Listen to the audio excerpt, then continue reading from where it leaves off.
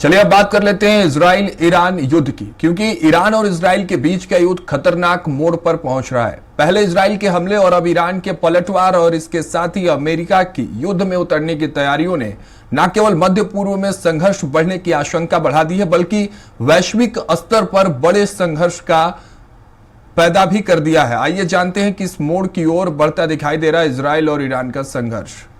हाल ही में ईरान के सरकारी टीवी चैनल पर इजराइल की बमबारी का वीडियो दुनिया भर में वायरल हुआ था। लाइव बुलेटिन के दौरान इजराइल ने टीवी चैनल के दफ्तर में रॉकेट छोड़ दिया।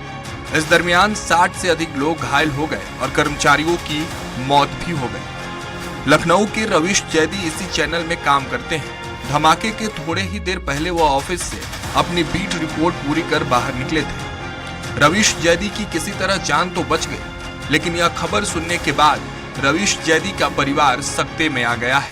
ईरान में करीब 15 साल से सर्विस कर रहा है मीडिया में और आरबीएल चैनल में है।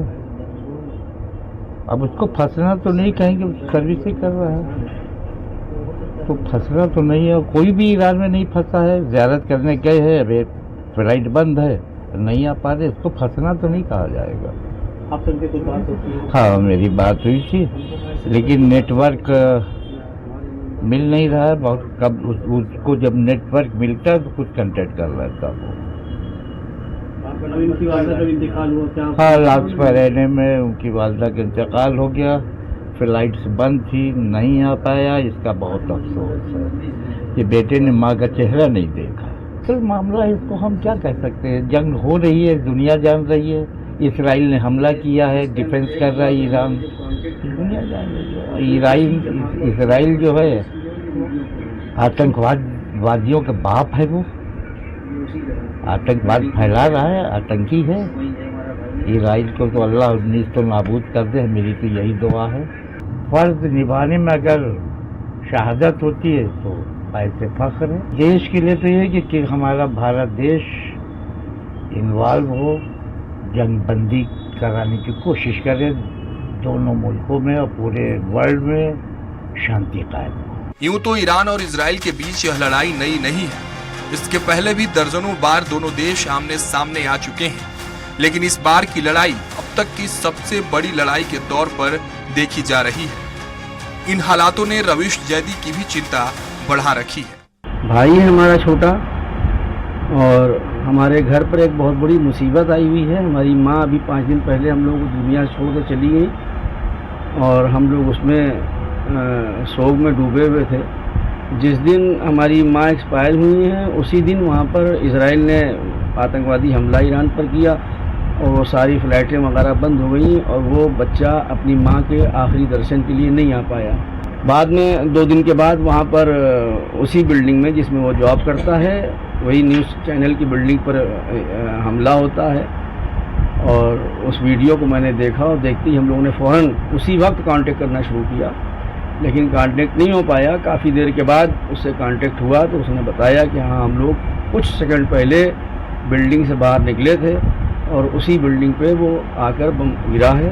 हम लोग सुरक्षित हैं, बच गए हैं, लेकिन कहना यही है कि भाई हमारा सुरक्षित, वहाँ पर बहुत से हमारे रिश्तेदार और हमारे जानने वाले, हमारी कम्युनिटी के बहुत से लोग वहाँ पर इस वक्त इंडिया के ईरान के अंदर हैं। करीब 10,000 से ज़्यादा तो इंडियन वहाँ पर शिक्षा ग्रहण कर रहे हैं ईरान के अंदर। ईरान में लगातार बिगड़ रहे हालात के बीच वहाँ फंसे लोगों को वापस लाने के लिए भारत ऑपरेशन संधू चला रहा है। इस अभियान के तहत 120 लोगों की पहली खेप भारत पहुंच भी चुकी है। इमरान जैदी के परिजनों को भी उम्मीद है कि आज नहीं तो कल उनकी भी सकुशल वापसी होगी। लखनऊ से घनश्याम निशान चौरसिया की रिपोर्ट।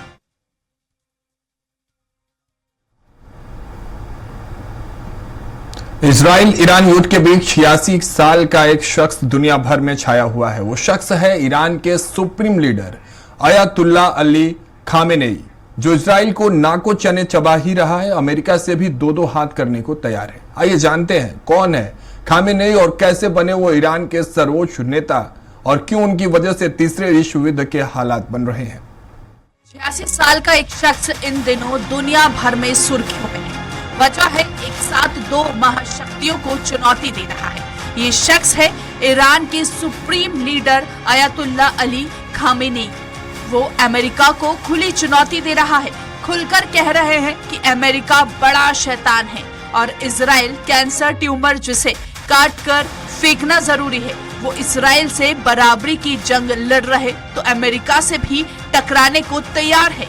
कौन है अयातुल्ला खामेनी, कैसे बने ईरान के सुप्रीम लीडर और इजराइल उनकी जान के पीछे क्यों पड़ा है, ये जानने के लिए सबसे पहले जानते हैं खामेनी के उदय की कहानी। इस्लाम का नया नायक। 19 अप्रैल 1939 को ईरान के सबसे बड़े धार्मिक शहर मशहद में एक मौलवी के घर सैयद अली खामेनी का जन्म। 4 साल की उम्र में खामेनी को मकतब भेजा गया, जहां उन्होंने कुरान, अरबी और इस्लामी तालीम हासिल की। पिता की तरह मौलवी बनने की राह चुनी। कोम शहर में आए गए और 11 साल की उम्र में ही मौलवी बने। उस दौर में ईरान में शाह मोहम्मद रजा पहलवी का शासन था, जो पंथ निरपेक्षता और पश्चिमी विचारों को बढ़ावा दे रहे थे। उस दौर के ईरान में मॉडलिंग फिल्में, नाइट क्लब पार्टीज और वेस्टर्न कपड़े पहनने का चलन था। खामेनी बचपन में मौलवियों की पोशाक पहनकर अपने हम उम्र बच्चों के साथ सड़कों पर खेलते थे। मुहर्रम में फिल्म दिखाने के विरोध से शुरू की राजनीति खामेनी के फॉलोअर बने। 1960 के दशक में खामेनी पर ईरान के धर्मगुरु रुहोल्ला खोमेनी का गहरा असर हुआ। खोमेनी ईरान के शासक की नीतियां और 1963 में व्हाइट रिवॉल्यूशन के खिलाफ खड़े हो गए थे। 1962-63 में खोमेनी ने शाह मोहम्मद रजा पहलवी के खिलाफ खुलकर विरोध शुरू कर दिया। खामेनी ने खोमेनी की बात को मशहद समेत कई शहरों में फैलाने में मदद की। 1963 में खामेनी ने मशहद की एक मस्जिद में कहा, शाह का शासन इस्लाम और लोगों के खिलाफ है। खामेनी ने इराक के लोगों से कहा कि हमें अपने धर्म और देश की हिफाजत करनी होगी। खामेनी को गिरफ्तार कर लिया, लेकिन इससे वे युवा और शाह के खिलाफ आंदोलनों में मशहूर हो गए। उनके गुरु खोमेनी को देश से निकाल दिया गया तो खामेनी ही उनके भाषण लोगों तक फैलाते रहे। 1979 में ईरान में इस्लामी क्रांति आई और शाह मोहम्मद रजा पहलवी की सरकार गिर गई। फरवरी 1979 में ईरान में इस्लामिक क्रांति के बाद रुहोल्ला खोमेनी पेरिस से वापस ईरान आए। रुहोल्ला खोमेनी ने नई सरकार बनाई और अपने करीबी लोगों को बड़े पर्दों पर नियुक्त किया। खोमेनी की सरकार में खामेनी को क्रांतिकारी परिषद यानी कि रिवॉल्यूशनरी काउंसिल में शामिल कर लिया गया। ये परिषद नई सरकार का आधार थी और प्रशासन को बेहतर करने का काम करती थी। कुछ दिनों बाद खामेनी को उप रक्षा मंत्री नियुक्त किया गया। उन्होंने IRGC का गठन करने में बड़ी भूमिका निभाई। IRGC को बनाने का मकसद ऐसी सेना खड़ी करना था जो देश के लिए धार्मिक, राजनीतिक और आर्थिक मोर्चों पर लड़ सके। IRGC को ईरान को इस्लामिक राष्ट्र बनाने के साथ बाहरी खतरों के साथ देश के अंदरूनी मामलों को सुलझाने का जिम्मा मिला। 1980 के दशक में ईरान और इराक के बीच जंग के दौरान खामेनी को टैप रिकॉर्डर ब्लास्ट में मारने की कोशिश की गई। कई महीनों बाद वे ठीक हुए, लेकिन दाएं हाथ में हमेशा के लिए लकवा मार गया और एक कान से सुनाई देना बंद हो गया। 30 अगस्त 1981 को ब्लास्ट में तत्कालीन राष्ट्रपति मोहम्मद अली राजई और प्रधानमंत्री मोहम्मद जावद बहरौन मारे गए। 2 अक्टूबर 1981 को राष्ट्रपति के चुनाव हुए। खामेनी 95% वोटों से राष्ट्रपति पद का चुनाव जीते और ईरान के तीसरे राष्ट्रपति बने। राष्ट्रपति की शपथ लेने के साथ ही खामेनी ने कहा कि मैं इस्लामी क्रांति की हिफाजत के लिए अपनी जान भी दे दूंगा। 1985 में रहबर अयातुल्ला रुहोल्ला खोमेनी ने हुसैन अली मुंतजरी को अपना उत्तराधिकारी घोषित किया। 3 जून 1989 को खोमेनी का निधन हो गया। इसके बाद ईरान में उनके उत्तराधिकारी यानी कि सर्वोच्च नेता की तलाश हुई। प्रस्ताव रखा गया कि शूरे ए रहबरी यानी एक नेतृत्व परिषद बनाए या रहबरी ए फर्दी यानी एक व्यक्ति को पूरी कमान सौंपी जाए। नेतृत्व परिषद के लिए 3 ग्रुप बने, जिसमें से 2 के अध्यक्ष खामेनी और 1 के अध्यक्ष रफसंजानी थे। वोटिंग हुई तो 45 वोट एक व्यक्ति पक्ष में और 23 खिलाफ आए।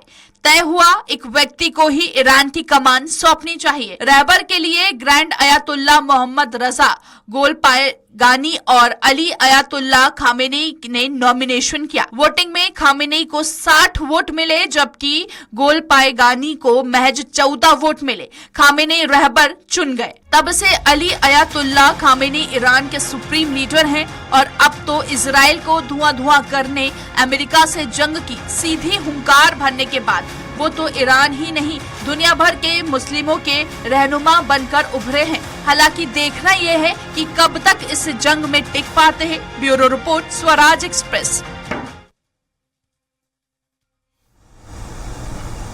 तो फिलहाल के लिए मेरे साथ इतना ही। आप देखते रहिए स्वराज एक्सप्रेस।